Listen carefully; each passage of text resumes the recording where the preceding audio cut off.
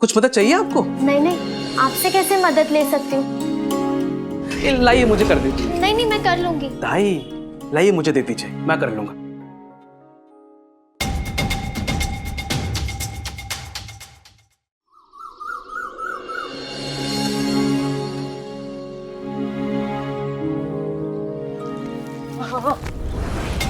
संभाल कर काका, लाइए मुझे दीजिए, मैं रख देता हूँ। शुक्रिया बेटा, मैं खुद कर लूंगा। काका अब जब आपने बेटा कहा है तो मुझे मदद करनी पड़ेगी ना, लाइए दीजिए।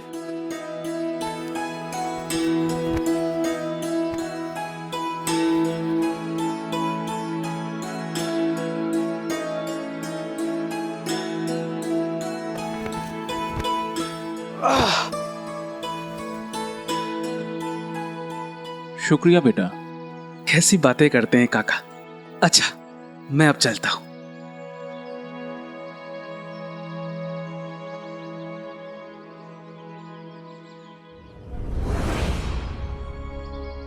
लेकिन मदद लेते समय इंसान को सावधान रहना चाहिए कि वो मदद किससे ले रहा है, क्योंकि कई बार विष भी अमृत जैसे मीठे रूप में आता है और इसलिए सही और गलत में पहचान करने के लिए मनुष्य को सक्षम होना चाहिए।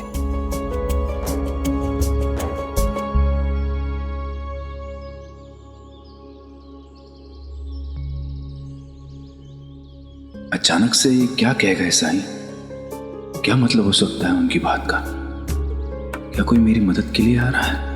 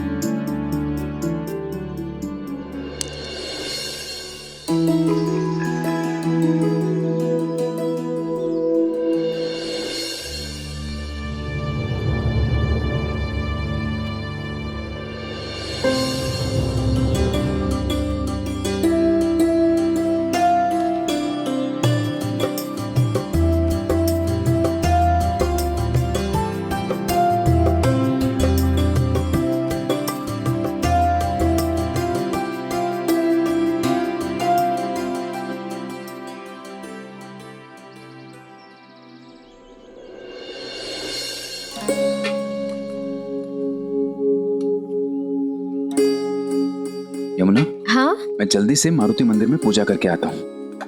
पूजा में हड़बड़ी नहीं करनी चाहिए बाबा। आप आराम से विधि पूर्वक पूजा कीजिए वहाँ। तब तक मैं खंडोबा मंदिर में प्रसाद वितरण कर लूंगी। काका कौन आवाज दे रहा है? मैं देखती हूँ। जी प्रणाम ताई, मैं रघुनाथ, मालसापति काका हैं। कौन है यमुना? बाबा,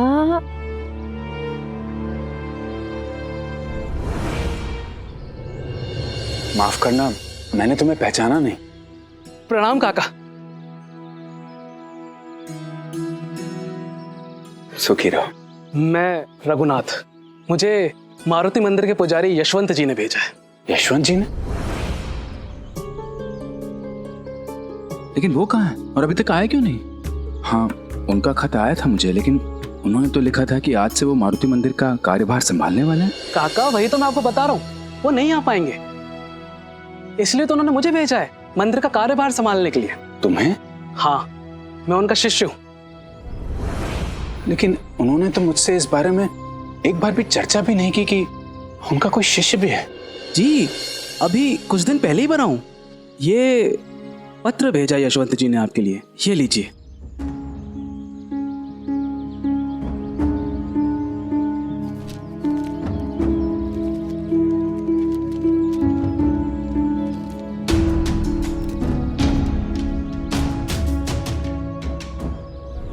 लिखावट तो उन्हीं की है।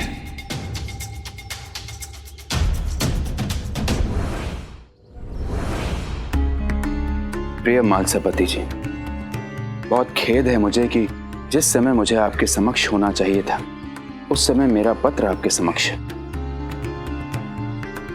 आपकी चिंता मैं समझ सकता हूं, और मैं भी एक दिन पहले शिरडी आ जाता, लेकिन अचानक से कुछ ऐसे निजी कारण आ गए जिनकी वजह से मैं यहाँ अपने घर में उलझ कर रह गया हूँ।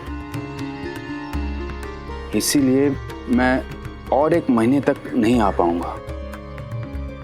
आपको ज्यादा तकलीफ ना हो इसलिए मैंने अपने एक शिष्य को भेजा है, जो मेरी अनुपस्थिति में मेरा काम संभालेगा। आप मारुति मंदिर की जिम्मेदारी इसे सौंप दीजिए। आपका सहयोगी यशवंत।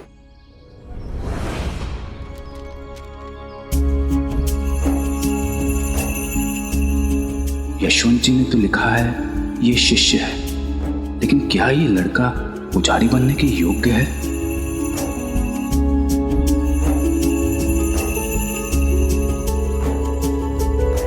इतना बड़ा दायित्व उठाने का सामर्थ्य है इसमें?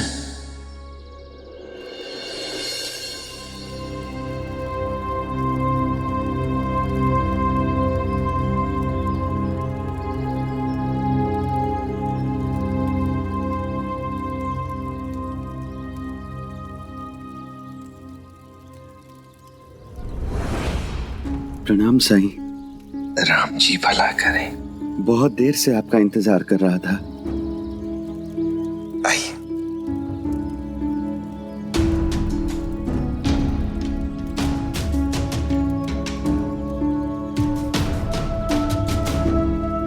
बैठ जाइए।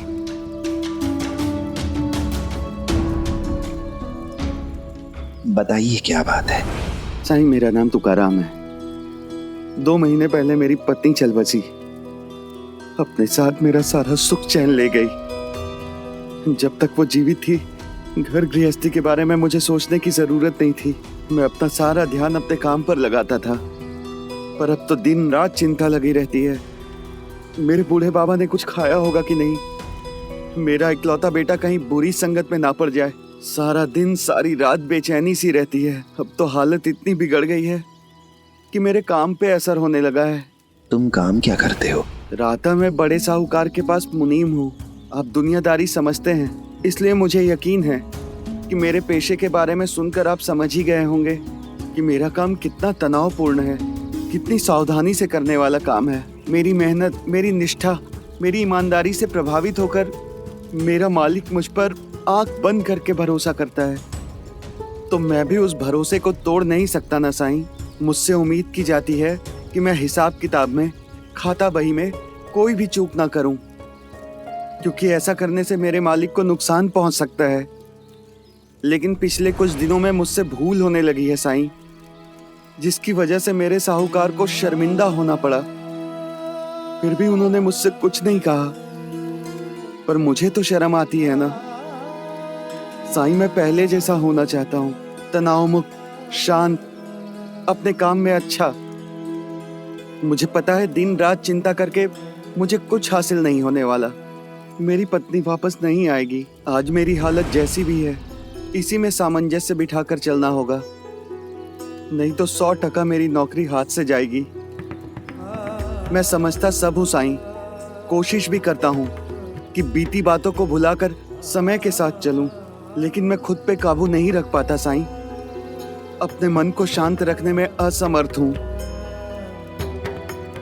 साईं, मुझे कोई उपाय बताइए जिससे मैं आज ही अपना मन शांत कर सकूं, ताकि मुझसे कोई गलती ना हो।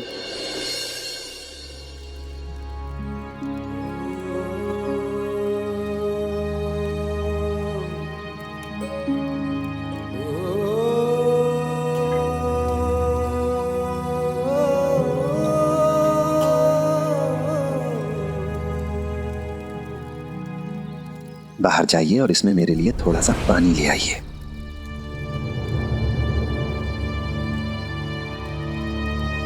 शायद मटके में पानी खत्म हो गया होगा। जी साईं। अच्छा सुनिए तुकाराम जी, मुझे किसी कुएं, प्याऊ या घर से पानी नहीं चाहिए। बाहर कोई ऐसा गड्ढा हो जिसमें पानी भरा हो, वहीं से ले आना। जी। मतलब साईं को पीने के लिए पानी नहीं चाहिए, लेकिन गड्ढे का पानी क्यों? जी साईं। मन में साईं के क्या है कौन जान पाए।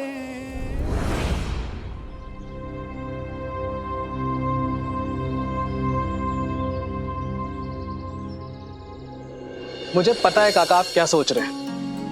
आप यही सोच रहे हैं ना कि मैं इतना छोटा हूं, अनुभवहीन हूं, इतने बड़े दायित्व को कैसे निभा पाऊंगा, है ना?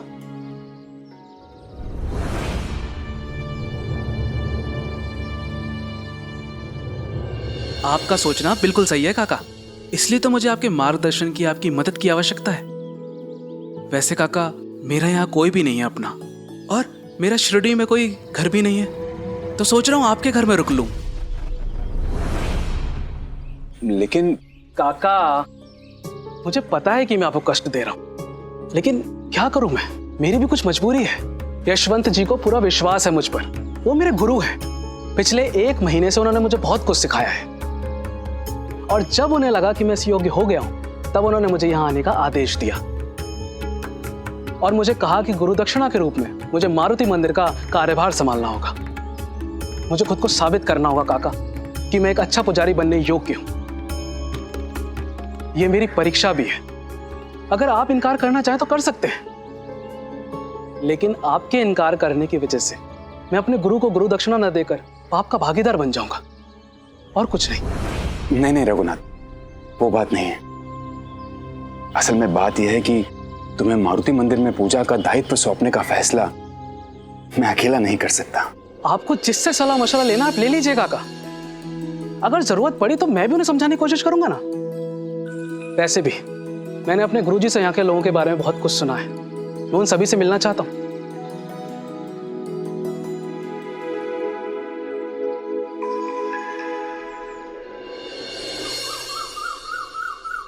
महासापति जी, इतनी सी बात पे पूछना क्या? अगर यशवंत जी ने किसी को भेजा है तो सोच समझ कर ही भेजा होगा। हाँ, मतलब 1-2 दिन की बात होती तो शायद आप भी संभाल लेते, लेकिन अभी 1 महीने का सवाल है, तो यशवंत जी की जगह पे किसी को तो होना चाहिए। फिर मैं कहता हूं उन्हीं का कोई शिष्य क्यों नहीं? लेकिन पाटिल जी, क्या वो संभाल पाएगा? मेरा मतलब है, पूजा कर पाएगा? साईं ने सदाशिव जी को यही समझाया था ना कि पूजा नियमों से नहीं, दिल से होती है। अब ये देखना जरूरी है कि रघुनाथ जो है वो स्वभाव से, आचरण से कैसा है।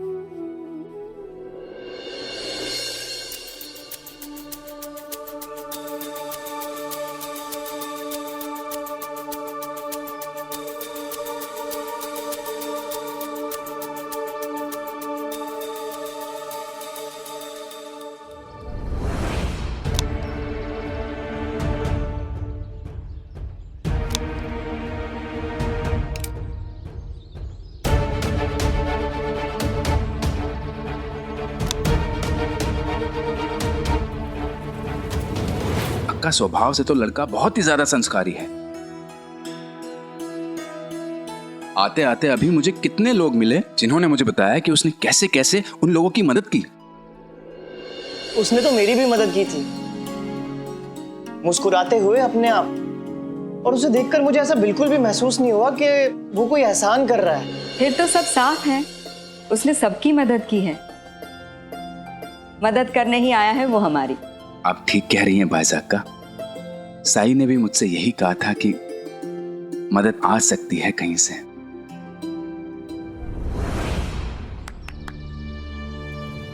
रघुनाथ,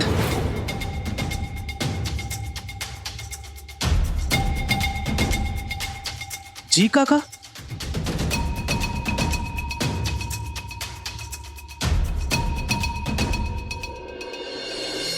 मैंने सबसे बात कर ली है, तुम मंदिर में पूजा पाठ कर सकते हो।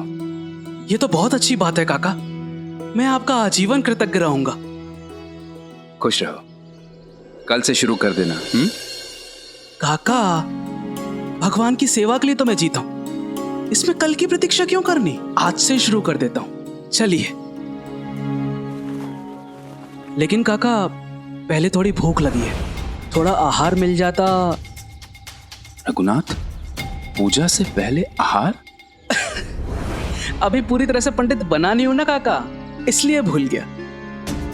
लेकिन यात्रा बहुत लंबी थी काका, कहीं भूख की वजह से कोई गलती ना हो जाए, इसलिए थोड़ा कुछ खा लेता हूं।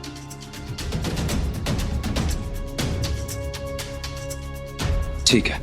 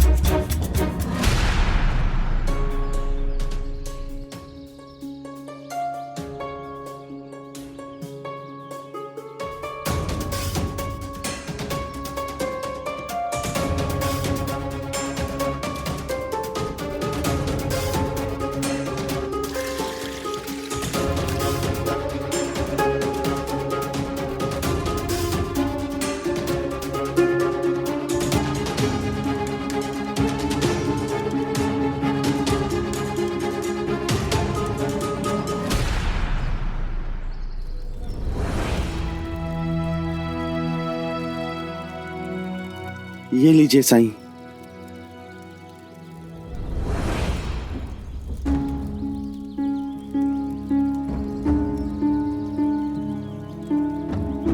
पर ये तो गंदा पानी है,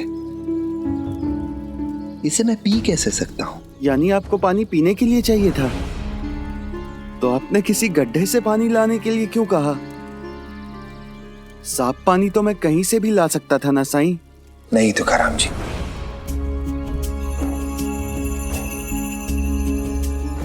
मुझे किसी गड्ढे में भरा हुआ बरसाती पानी ही पीना है। और कोशिश करो, तुम्हें कहीं ना कहीं साफ पानी मिल ही जाएगा। ये साईं क्या करवाना चाहते हैं मुझसे? जी साईं।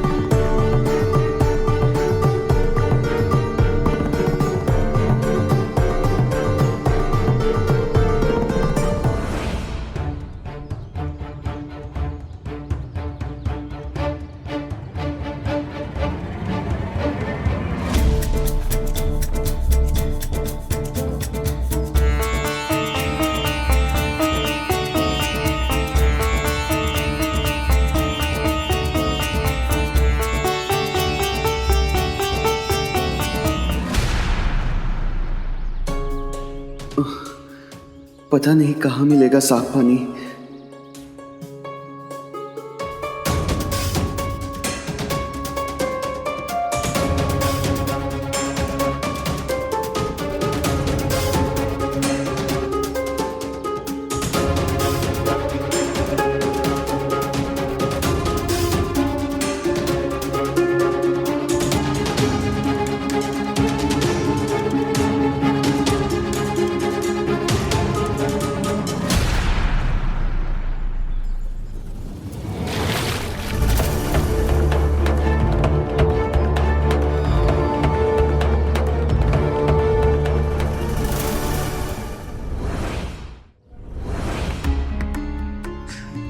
इतना ढूंढने पर मिला था, अब ये पानी भी गंदा हो गया। जब तक साफ पानी लेकर साईं के पास नहीं जाऊंगा, वो मेरी समस्या का हल नहीं देंगे। दूसरी जगह जाकर ढूंढने से अच्छा है यहीं इंतजार करूं। इतना भी गंदा नहीं है पानी, थोड़ी देर में मिट्टी बह जाएगी, तो फिर इससे साफ पानी लेकर मैं द्वारका माई जाऊंगा।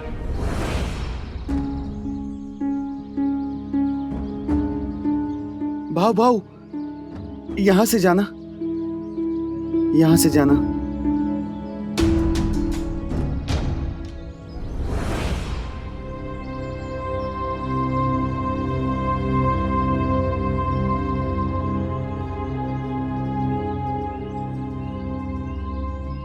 काका काका, पानी संभाल के जाना।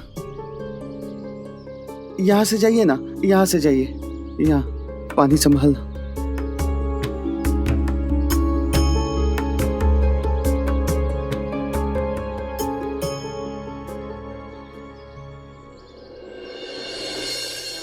बहुत देर हो गई मुझे।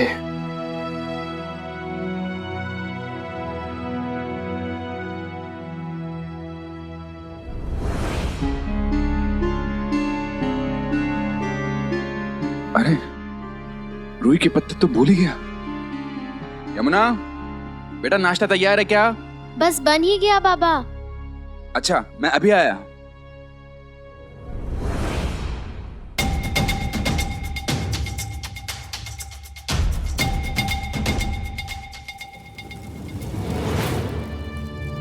अरे आप अकेले सब कर रही हैं? कुछ मदद चाहिए आपको? नहीं नहीं, आपसे कैसे मदद ले सकती हूँ? आप तो मेहमान हैं, मेहमान से कैसे काम करवा सकते हैं, यही ना ताई। मैं आपके छोटे भाई जैसा हूँ और छोटे भाई को हुक्म देना चाहिए। लाइए मुझे कर दीजिए। नहीं नहीं, मैं कर लूंगी। ताई लाइए मुझे दे दीजिए, मैं कर लूंगा। आप जल्दी से पोहे लेकर बाहर आ जाइए, बहुत जोर से भूख लग रही है।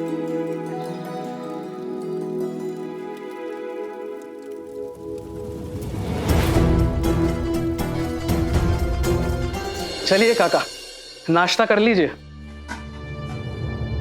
नहीं रघुनाथ, पहले मारुति मंदिर में पूजा तो कर रहा हूं, उसके बाद ही खाऊंगा। काका, मारुति मंदिर की जिम्मेदारी आपने मुझे दी है ना, तो आप क्यों भूखे हैं? खंडोबा की पूजा की है ना आपने, तो आप खा सकते हैं। लाइए ताई। नहीं नहीं, मैं कर लूंगी। अरे दीजिए ना।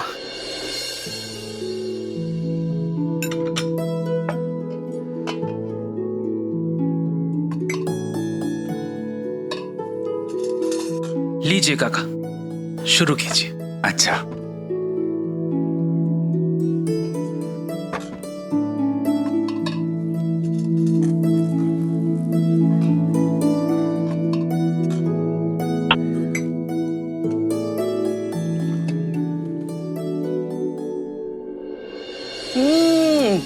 वाह ताई, बड़े स्वादिष्ट पोहे हैं।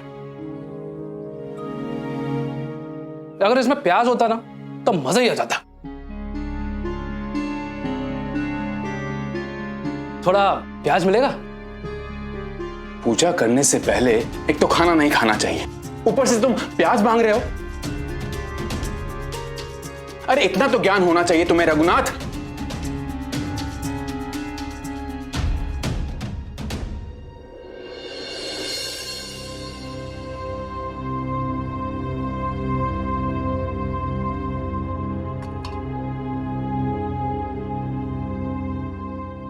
माफी चाहूंगा काका, मैं अक्सर ऐसी गलतियां करता रहता हूं।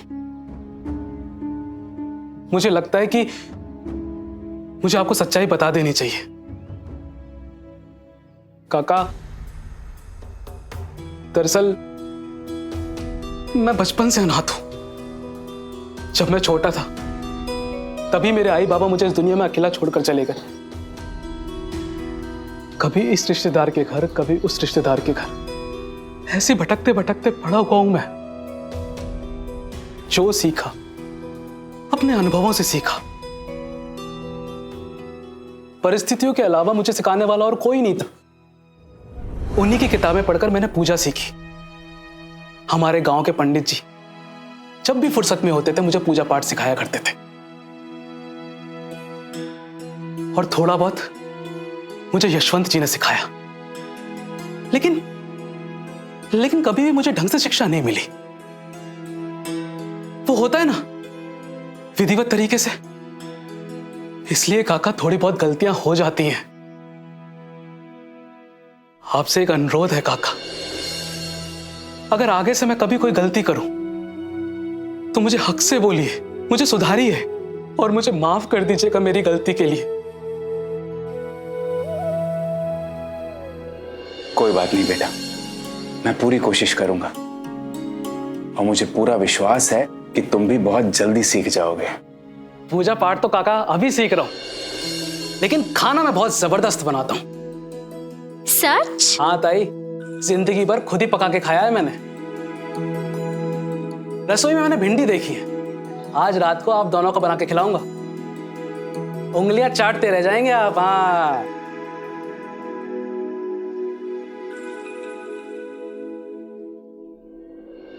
मैं बेवजह ही चिंतित था। बड़ा अच्छा लड़का है।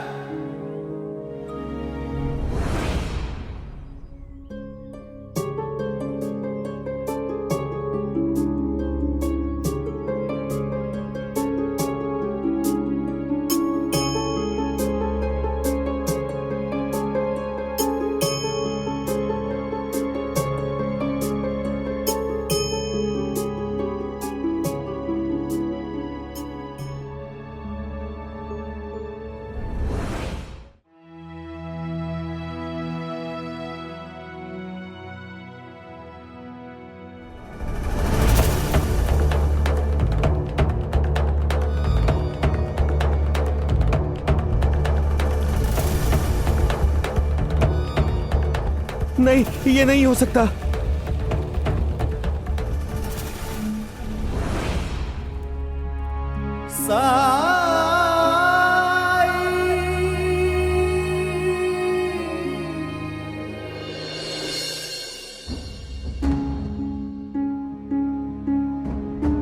बहुत देर इंतजार कर लिया, अब पानी साफ भी हो गया है।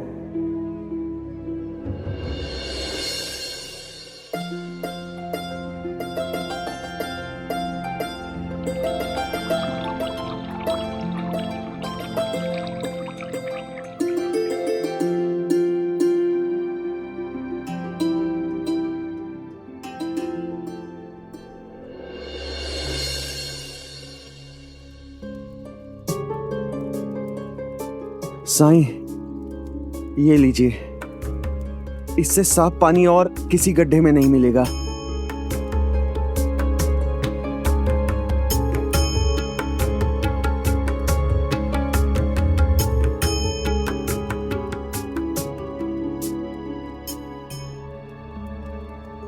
पर तुम इतना साफ पानी लाए कैसे?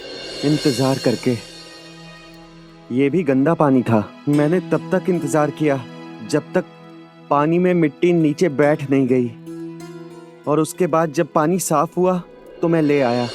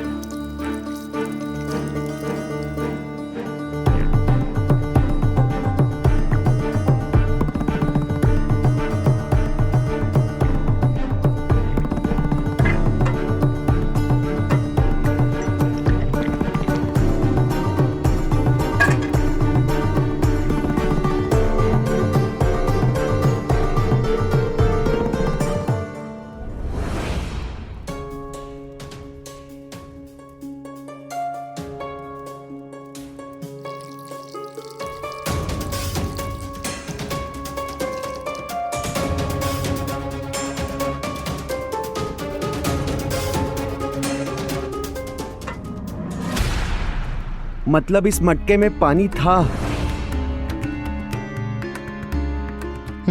तो आपने मुझे इतना परेशान क्यों किया? मैंने तो सिर्फ पानी मांगा था। हाँ, मगर आपने कहा था आप मुझे उपाय बताएंगे। उसके लिए मुझे गड्ढे से साफ पानी लाना होगा, और जब मैं ले आया तो आपने उसे पेड़ में डाल दिया। आपको अंदाजा भी है वो साफ पानी ढूंढने में मेरा कितना समय बर्बाद हुआ, कितना इंतजार करना पड़ा मुझे। जब तुम्हें इस बात का एहसास हो गया कि इंतजार करने के अलावा तुम कुछ नहीं कर सकते, तो तुमने इस हकीकत को स्वीकार कर लिया और लगे इंतजार करने। इंतजार करने के दौरान तुमने कुछ भी नहीं किया, यहां तक कि अपना तनाव, अपनी चिंता भी भूल गए तुम। है ना? साईं, आपने बिल्कुल सही कहा। मैं बिल्कुल शांत हो गया था, कुछ सोच नहीं रहा था मैं उस समय। पर साईं, कुछ करने के लिए ना हो तो मैं बिल्कुल शांत ही रहूंगा ना।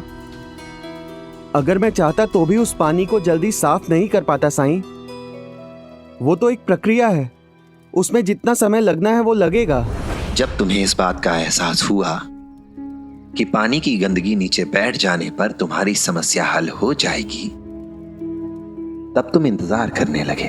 पर विचलित मन के शांत होने में भी तो समय लगता है। उसके लिए इंतजार करने में हर्ज ही क्या है? दुख को मन से निकालकर फेंका नहीं जा सकता, उसे पूरी तरह व्यक्त होना ही होता है, तभी मन शांत होता है। इसलिए दुख से भागो नहीं, उससे बचने के उपाय मत सोचो। लेकिन मैं अपने दुख से भाग नहीं रहा हूं साईं। जब तुमने पानी में अपनी पत्नी का प्रतिबिंब देखा था तो मुंह घुमा लिया था ना? आपको कैसे पता?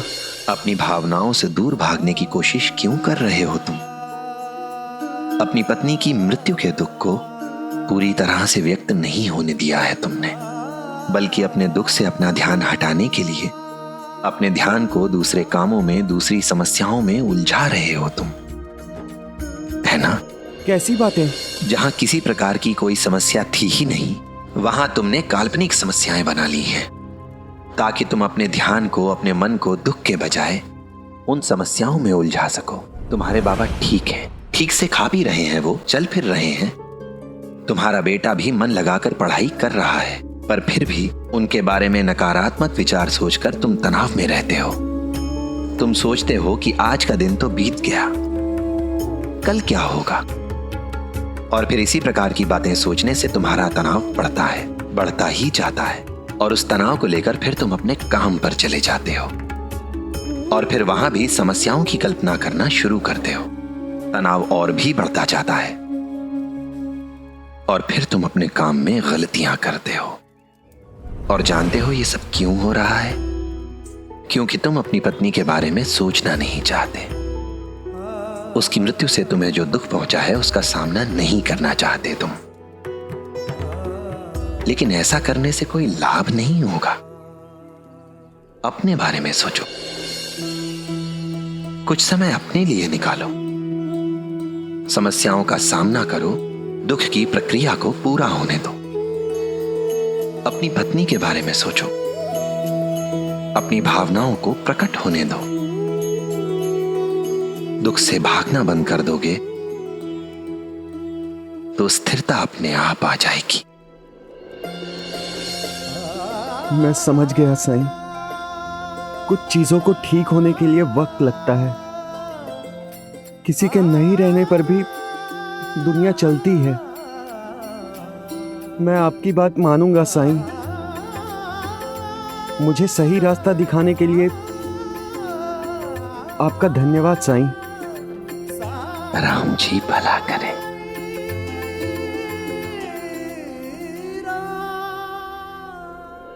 पाटिल जी नमस्कार। नमस्कार पंडित जी, नमस्कार। नमस्कार। मैं आप सबका बहुत ऋणी हूं कि आपने मुझे अवसर दिया भगवान की सेवा करने का। रघुनाथ, आज से ये दोनों मंदिर के प्रबंधन में तुम्हारी सहायता करेंगे। नमस्ते पंडित जी, हमने पूजा की तैयारी कर ली है, आप आरती कर लीजिए। धन्यवाद।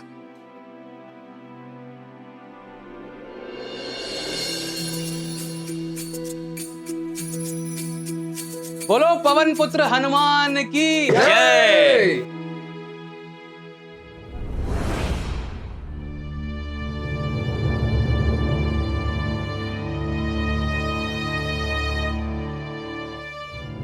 काका, आते ही आरती करना उचित नहीं होगा, इसलिए आरती से पहले हनुमान चालीसा का पाठ कर लेता हूं, उसके बाद आरती कर लेता हूं। ठीक है।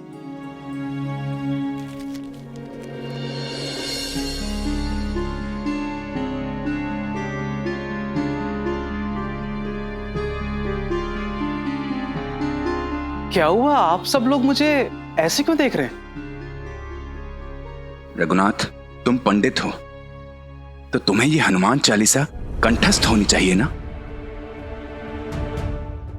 यशवंत पंडित जी तो बड़े सुलझे हुए व्यवहारिक इंसान है, ज्ञानी है। फिर उन्होंने इस रघुनाथ में ऐसा क्या देखा जो इसे पुजारी बनाकर यहाँ भेज दिया? सही कह रहे हो, मुझे तो नहीं लगता है कि ये इस योग्य है अभी। कंटस्थ है काका। वो क्या है, मैं अभी भी शिष्य हूं ना, और इतने लोगों के सामने पहली बार हनुमान चालीसा का पाठ करने वाला हूं। थोड़ी घबराहट हो रही है और इस बात का भय भी है कि पाठ करते समय मुझसे कोई गलती ना हो जाए, इसलिए सावधानी बरत रहा हूं। नहीं तो मेरे गुरुजी का नाम खराब होगा ना। बस यही वजह है किताब से पाठ करने की। मैं तुम्हारी मनोदशा समझ सकता हूं रघुनाथ। शुरुआत में सबको दिक्कतें होती हैं, मुश्किलें होती हैं, मुझे भी हुई थी, लेकिन सफल वही इंसान होता है जो अपना डर लोगों के समक्ष नहीं आने देता। खुद पर विश्वास रखना सीखो। जी काका।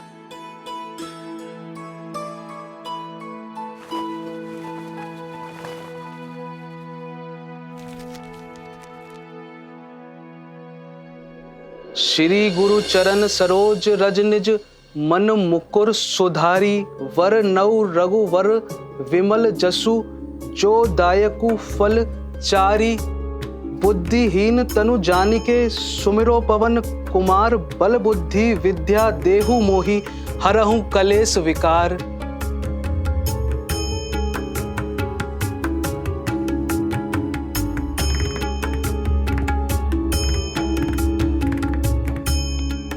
बोला पवन पुत्र हनुमान की जय।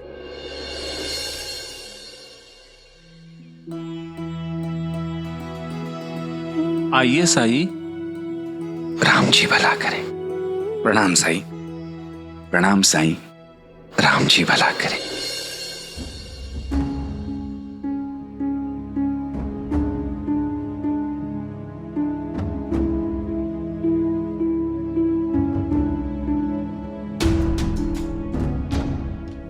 तो ये है साईं, यशवंत जी इन्हीं के बारे में इतना सब कुछ बताया था।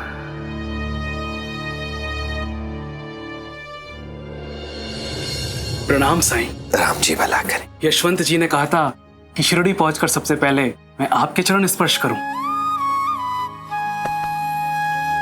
ईश्वर तुम्हें नेक राह पर चलने की हिम्मत और सद्बुद्धि दे।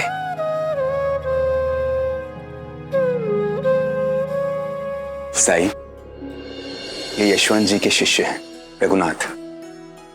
वो नहीं आ पाए तो उन्होंने रघुनाथ को भेजा है मंदिर का कार्यभार संभालने के लिए।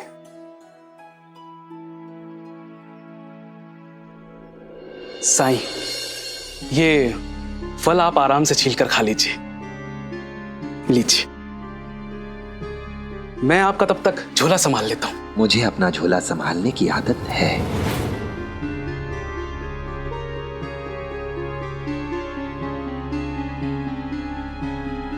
दिए में तेल थोड़ा कम हो गया है,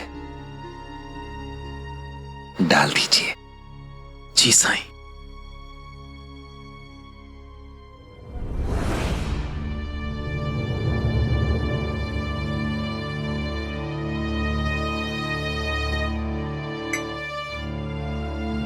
पंडित जी, वो गंगा जल है।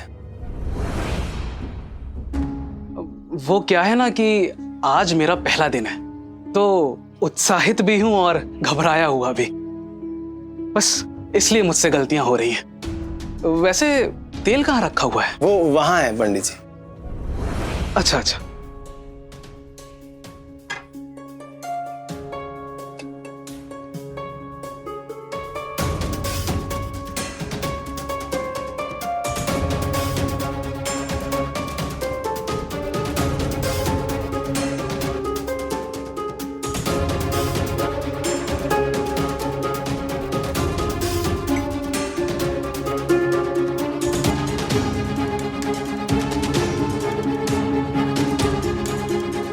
ये चल क्यों नहीं रहा है?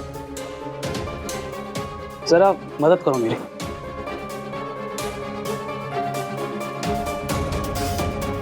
अब जला दीजिए।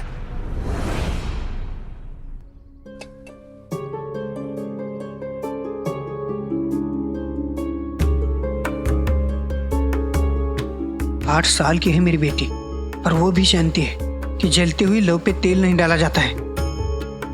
खामखा नए पंडित जी की योग्यता पर सब शक कर रहे। बेचारे ने कहा ना, वो अभी घबराए हुए हैं। अभी उम्र ही क्या है उनके। और यशवंत पंडित जी ने भेजा है तो कुछ सोच समझ कर ही भेजा होगा।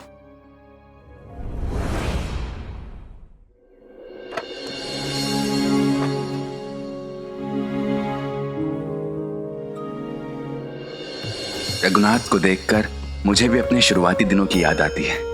मैं भी इसकी तरह ही उत्साही हुआ करता था, कुछ भी नया सीखने के लिए।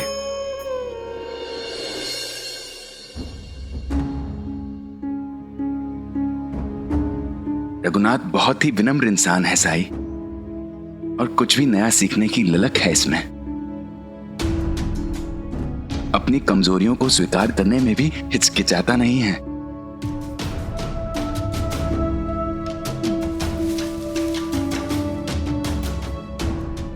बचपन में ही माँ बाप का साया सर से उठने के बाद भी बहुत ही संस्कारी, और साई स्वभाव ऐसा जैसे मिस्री।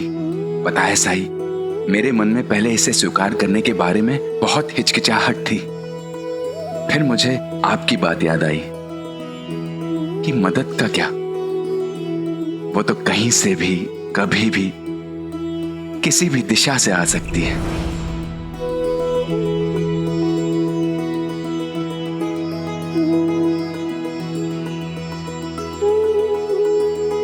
और जो हमें बुरा महसूस होता है वो कभी कभी अमृत के समान होता है। मुझे खुशी है साई जो मैंने आपकी बात मान ली। अच्छा महालसपति जी, मैं चलता हूँ। प्रणाम साई। राम जी भला करे।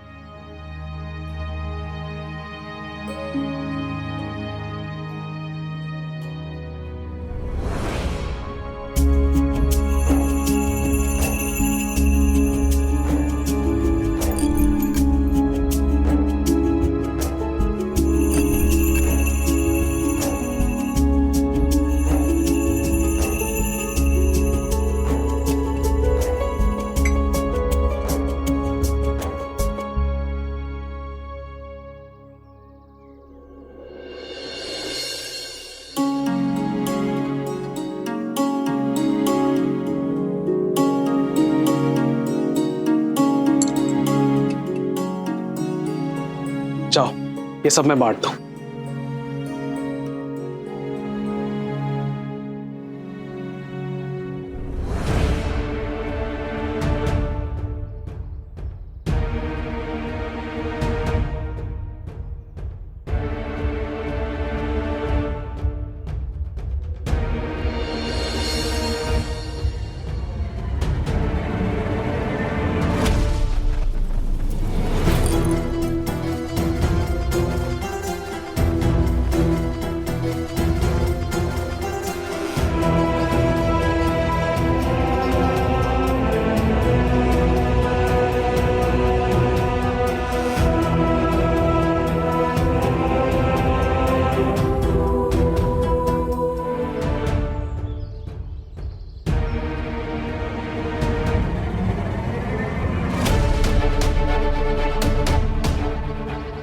वो मैं तो,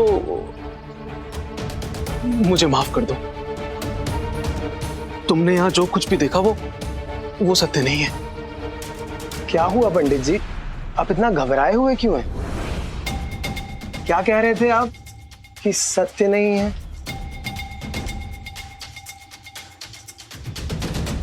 वो संसार सत्य नहीं है, सब मिथ्या है, मिथ्या।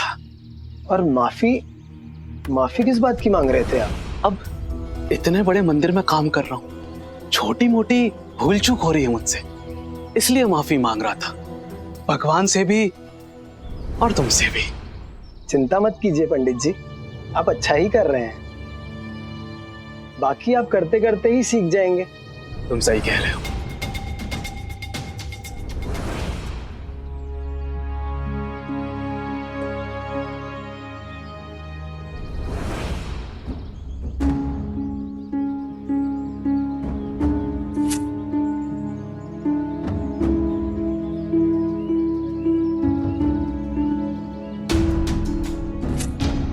यहाँ क्या कर रहे हो तुम लोग?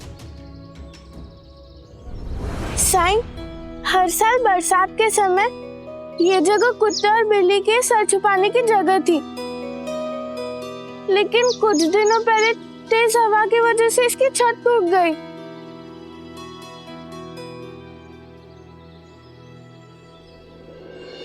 साईं, इसे आप ठीक करने में हमारी मदद करेंगे ना? जरूर।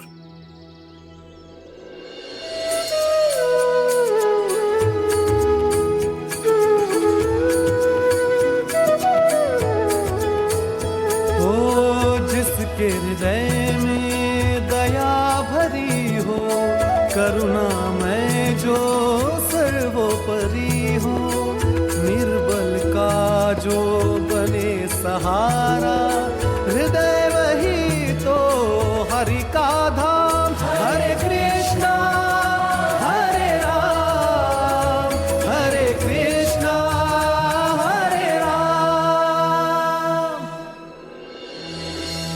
साईं, ये तो ठीक हो गया? नहीं, अभी नहीं। अभी हमें इस पर थोड़ा सा वजन रखना होगा ताकि इसे स्थिरता मिले, हवाएं इसे उड़ा ना सके।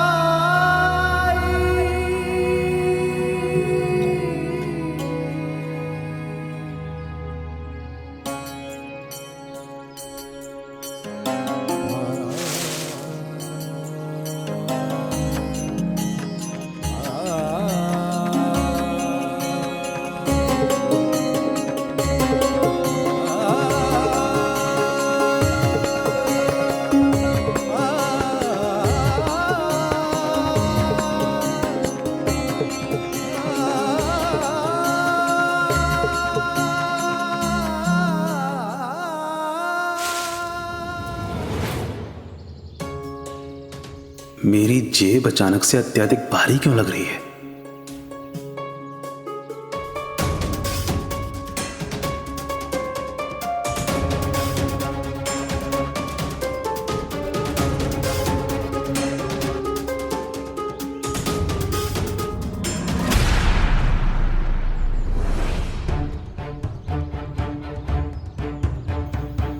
ये क्या हो रहा है? इससे पहले कि मैं पकड़ा जाऊं, मुझे इस लूट को किसी सुरक्षित स्थान पर छुपाना होगा।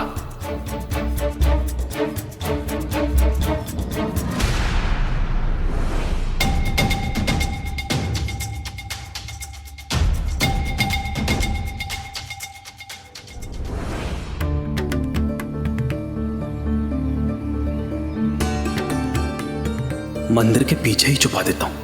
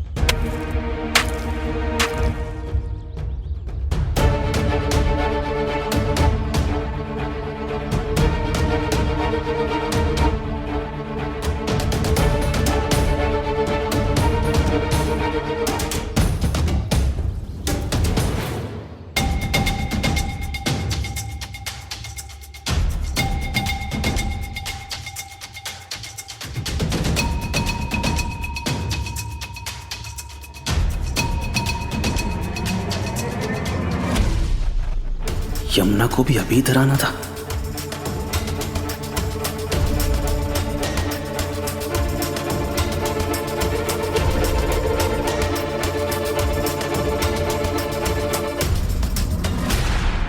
यमुना यहां मालसापति मंदिर में, मतलब घर खाली, जगह मिल गई। नमस्कार मालसापति जी। नमस्कार जी। देवीदास जी इस साल अमरनाथ जी की यात्रा पर जा पाए और वे इसे हनुमान जी की कृपा मानते हैं। बड़े दिनों बाद पूर्णवासी आज मंगलवार के दिन आई है। इसलिए देवीदास जी की इच्छा है कि हनुमान जी को आभूषणों से अलंकृत किया जाए।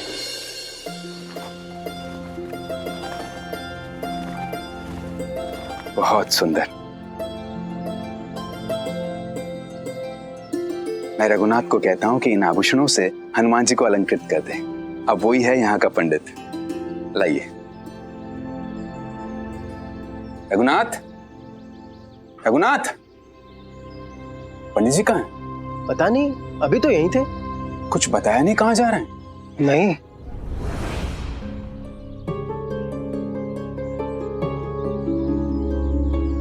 ऐसे बिना बताए मंदिर छोड़ के कहाँ जा सकता है वो? सुनो, अब वो नहीं है तो उनका कार्यभार तुम्हें ही संभालना है। इधर आओ।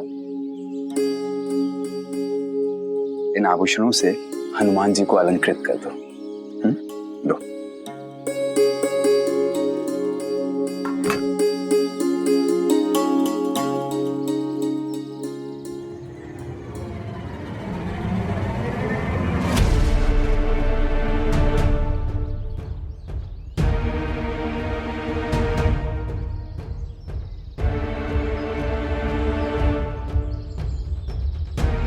हे भगवान, क्या हुआ? हनुमान जी के बाएं हाथ का कड़ा गायब है।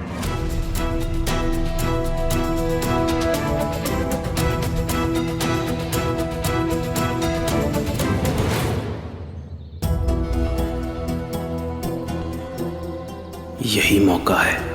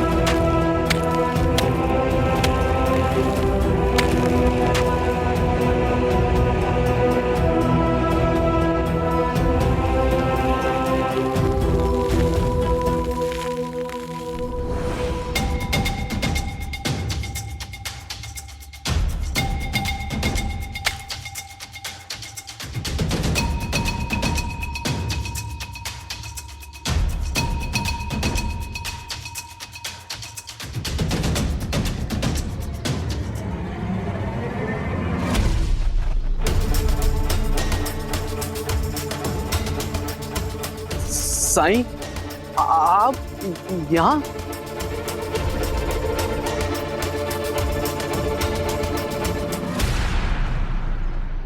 मैं इधर से गुजर रहा था, तभी तुम्हें देखा। अरे, तुम्हारे हाथ तो गंदे हैं। आओ मैं धुला देता हूं।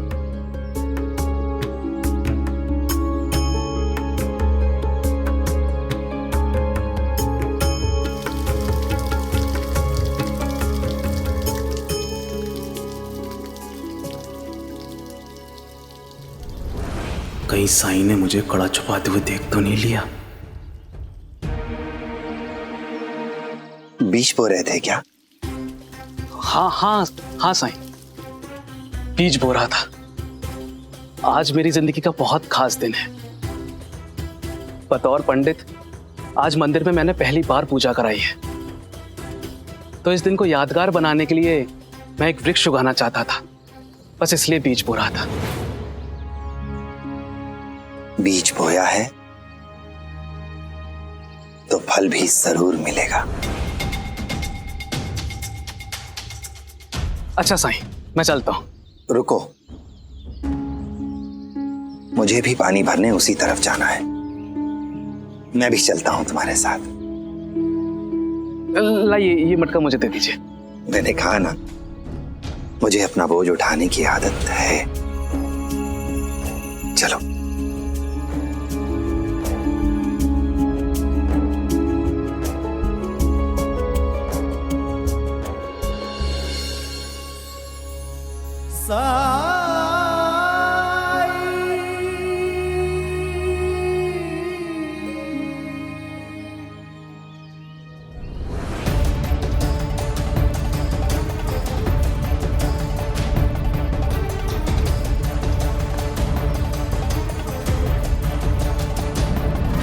वहां पे भी नहीं है। हो सकता है पंडित जी को पता हो, लेकिन ये पंडित जी है कहाँ? यही तो मेरी भी समझ में नहीं आ रहा पाटिल जी, एकदम से कहाँ चला गया वो, और वो भी बिना बताए।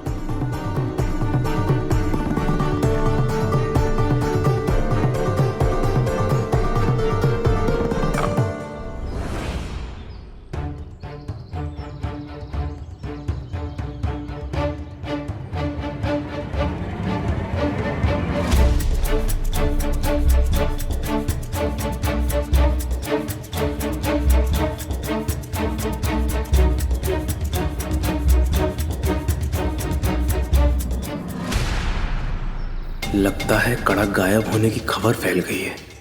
मैंने समय पर कड़ा छुपा के बुद्धिमानी का काम किया।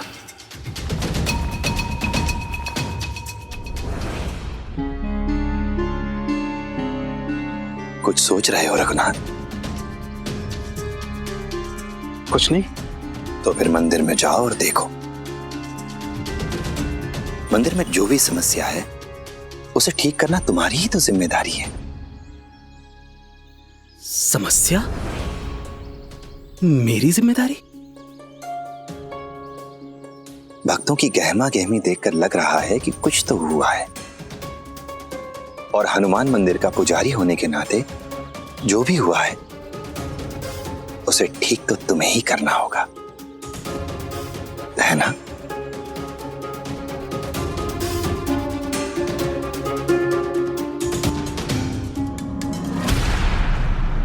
जी साईं, आप बिल्कुल सही कह रहे हैं। तो जाओ।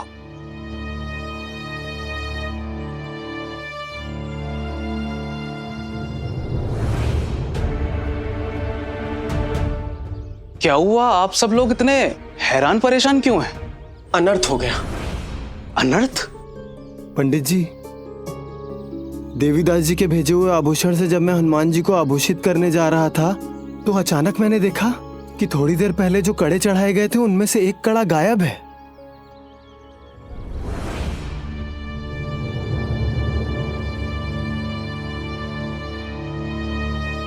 हमें लगा कि कहीं तुमने तो। हे भगवान, ऐसा अनर्थ कैसे हो गया? मंदिर से कड़ा कैसे गायब हो सकता है?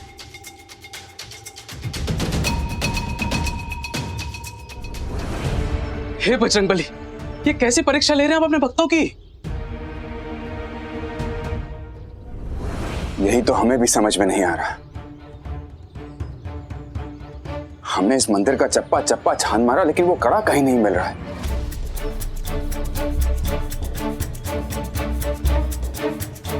लेकिन एक बात बता रघुनाथ, तुम ये मंदिर छोड़कर बिना बताए कहां चले गए थे? ये समय सवाल पूछने का नहीं है, कड़ा ढूंढने का है। ढूंढिए आप सब भी कड़ा। हे भगवान, पता नहीं अब मिलेगा भी या नहीं। कोई भी चुरा सकता है, और चुराने वाला अब तक तो मंदिर से चला भी गया होगा।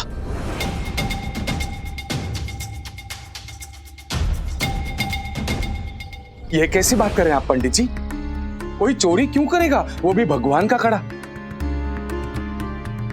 बहुत ही घटिया व्यक्ति होगा वो जिसने ये पाप किया है।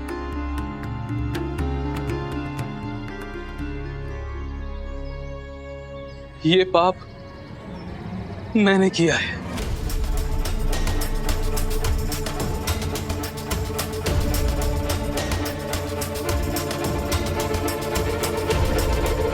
और क्या, मेरी वजह से वो कड़ा चोरी हुआ। ना मैं यहां से जाता और ना ही कड़ा चोरी होता।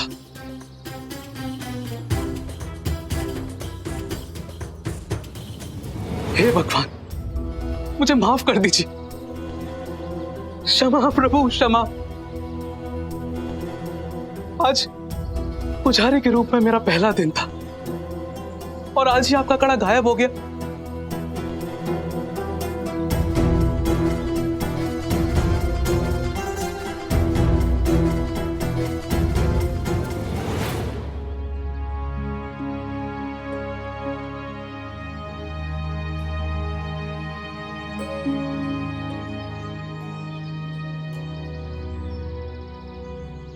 दुखी मत हो रघुनाथ, भगवान अपने भक्तों की प्रार्थना जरूर सुनते हैं, अपने भक्तों को कभी निराश नहीं करते। अगर तुम वाकई खुद को दोषी मानते हो तो सच्चे मन से भगवान से प्रार्थना करो, वो तुम्हारी कामना जरूर पूरी करेंगे।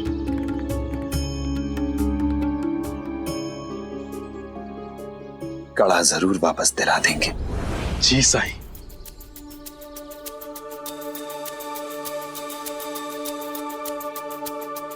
मैं सच्चे दिल से भगवान से प्रार्थना करूंगा।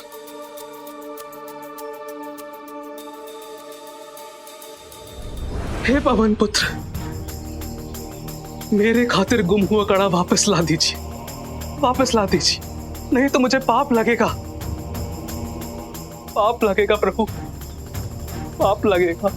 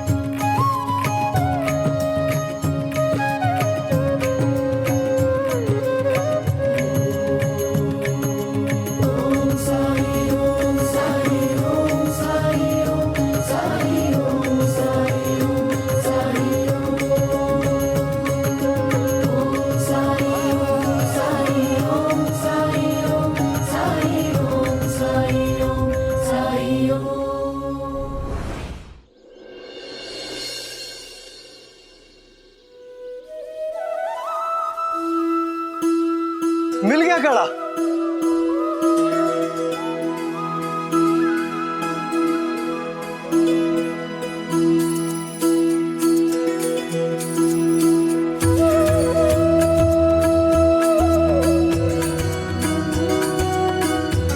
ये देखिए,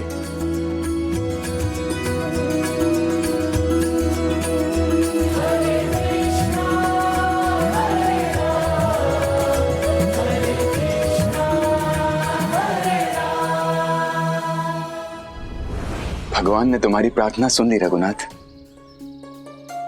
ईश्वर की कृपा है आप पर, वो आपकी सुनते हैं।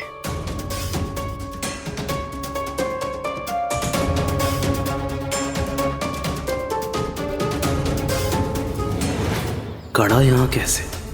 मैंने तो इसे कुछ देर पहले अपने हाथों से कहीं और छुपाया था।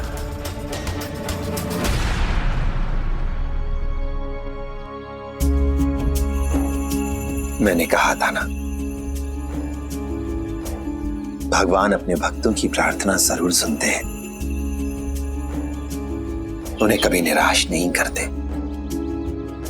और जब भगवान ने तुम्हारी प्रार्थना सुनकर ये कड़ा तुम्हें वापस दे दिया है, तो मुझे लगता है तुम्हें अपने ही हाथ से दोबारा ये कड़ा हनुमान जी को पहनाना चाहिए।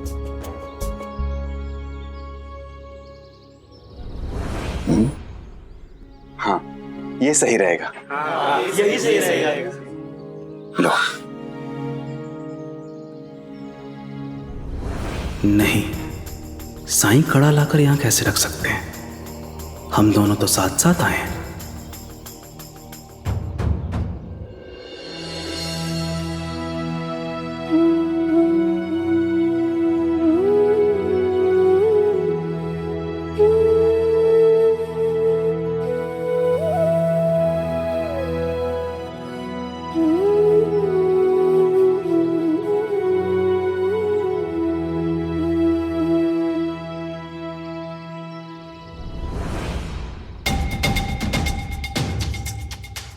ये लो, अब इन आभूषणों से भी हनुमान जी को अलंकृत कर दो।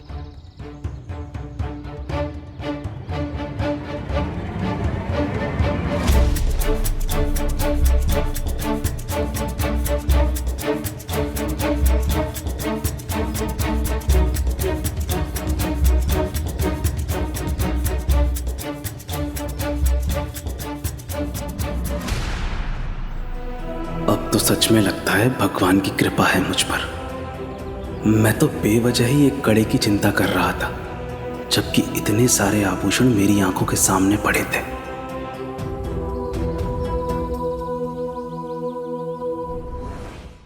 धार्मिक वीडियो सबसे पहले देखने के लिए हमारे चैनल को सब्सक्राइब करें और बेल आइकन दबाएं।